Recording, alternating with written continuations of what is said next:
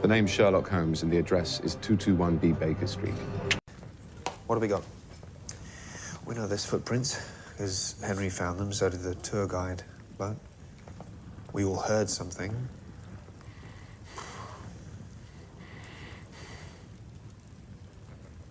Maybe we should just look for whoever's got a big dog. Henry's right. What? I saw it, too. What? I saw it, too, John. Just a minute. You saw what? A hound. Out there in the hollow. A gigantic hound.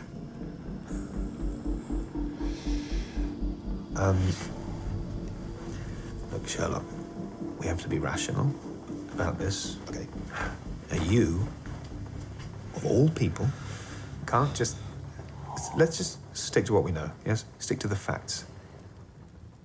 Once you've ruled out the impossible, whatever remains, however improbable, must be true. What does that mean?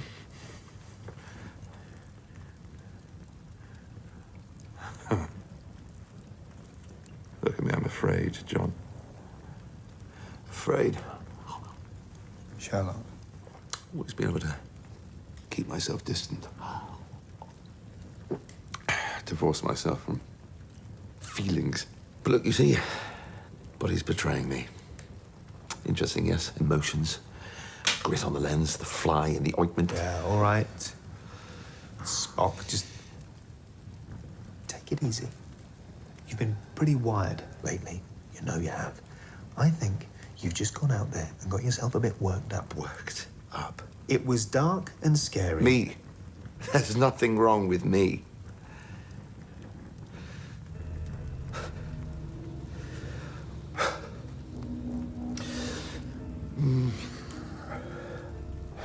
Sherlock.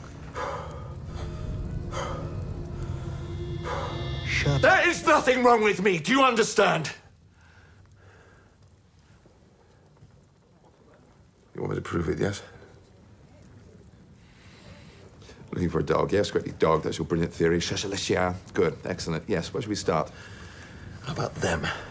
The sentimental widow and her son, the unemployed fisherman. The answer's yes. Yes? She's got a West Highland Terrier called Whiskey. Not exactly what we're looking for. Sherlock, for God's sake. Look at the jumper he's wearing. Hardly worn. Clearly he's uncomfortable in it. Maybe it's because of the material. More likely the hideous pattern suggests it's a present, probably Christmas. So he wants into his mother's good books. Why? Almost certainly money. He's treating her to a meal, but his own portion is small. That means he wants to impress her, but he's trying to economize on his own food. Well, maybe he's just not hungry. No, small plate, starter. He's practically licked it clean. She's nearly finished her pavlova. If she treated him, he'd have as much as he wanted. He's hungry, all right, and not well off. You can tell that by the state of his cuffs and shoes. How do you know she's his mother? Who else would give him a Christmas present like that? Well, it could be an aunt or an older sister, but mother's more likely. Now, he was a fisherman. Scarring pattern on his hands, very distinctive fish hooks. They're all quite old now. It suggests he's been unemployed for some time. Not much industry in this part of the world, so he's turned to his widowed mother for help. Widowed? Yes, obviously. She's got a man's wedding ring on a chain round her neck. Clearly her late husband's too big for her finger. She's well dressed, but her jewelry's cheap. She could afford better, but she's kept it. Sentimental. Now, the dog, tiny little hairs all over the leg from where it gets a little bit too friendly. But no hairs above the knees, suggesting it's a small dog, probably a terrier. In fact, it is a West Highland Terrier called Whiskey. How the hell do you know that, Sherlock? Because she was on the same train as us and I heard her calling its name, and that's not cheating. That's listening. I use my senses, John, unlike some people. So you see, I am fine. In fact, I've never been better. So just leave me alone.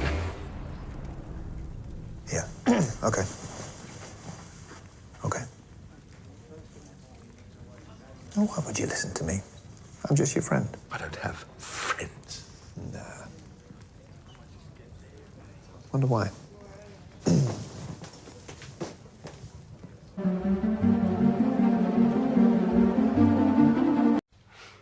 However did you guess, Mr. Holmes?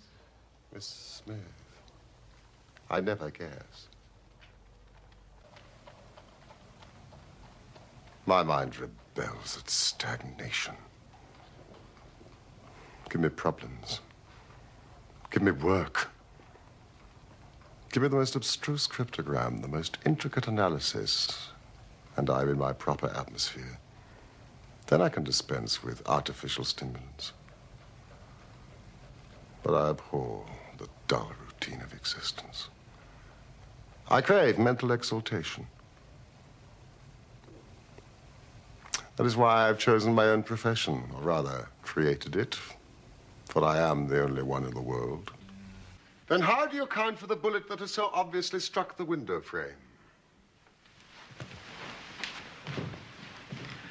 By George, however did you see that? Because, Dr. Carthew, I looked for it. And when did the first cloud cover the sun of this great happiness? You have a way of putting things, Mr. Holmes. And you have a way of prevaricating with your answers, Mr. Cubitt. Every problem is absurdly simple when it is explained to you. Pum, pum, pum. Did I really do remarkably badly? Yes. You scoundrel, sir. I've heard of you before. You're Holmes the meddler, Holmes the busybody, Holmes the Scotland Yard Jack in office. Your conversation really is most entertaining. If you would close the door on your way out. Ah, Watson. It's a wicked world. And when a clever man turns his brain to crime, it's the worst of all. Mr. Holmes, the goose. The goose, Mr. Holmes. Well, what of it, man? Has it come back to life and flapped off through the kitchen window? No, sir, no, sir. You? Who are you? My name is Sherlock Holmes. It is my business to know what other people don't know. Now, I begin to think that my reputation, such as it is, will suffer shipwreck if I'm so candid. Omne ignotum pro magnifico. Everything becomes commonplace by explanation. Watson, that is a very loose translation. What are you going to do? To smoke. It is quite a three-pipe problem. And I beg that you won't speak to me for 50 minutes.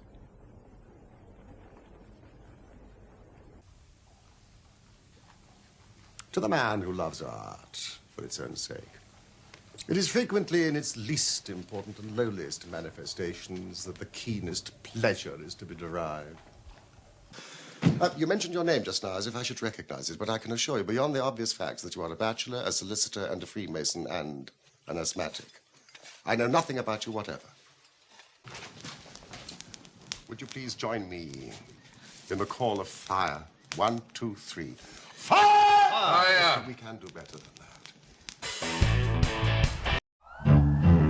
I take it you two have worked together before? Yeah, 10 years ago, I was assigned to Scotland Yard. Holmes worked homicide. You said there were also signs of a struggle in the master bedroom. Just in the safe room. What safe room? One behind that wall. The extra weight of a safe room's steel reinforcements can cause the floor around it to decline slightly, creating a slope between 1 and 5 degrees. Sometimes I hate it when I'm right. Your father told me you said you were a detective. I was a consultant at Scotland Yard. I wasn't paid for my services, and therefore I answered to no one but myself. My name is Joan Watson.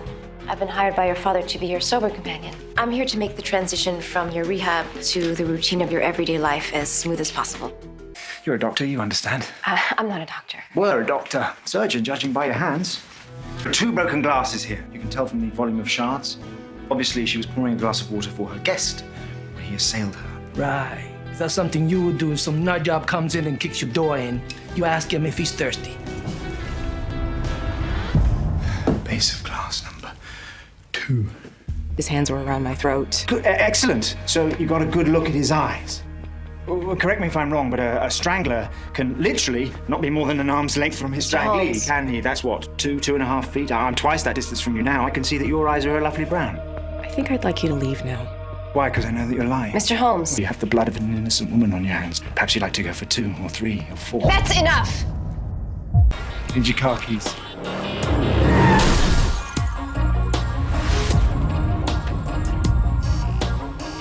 I'm sorry. Not just for your car, but for the way I spoke to you earlier. I just... Couldn't help yourself. Yeah, I'm starting to see how that's kind of a thing with you. I want you to let me in on the rest of the plan.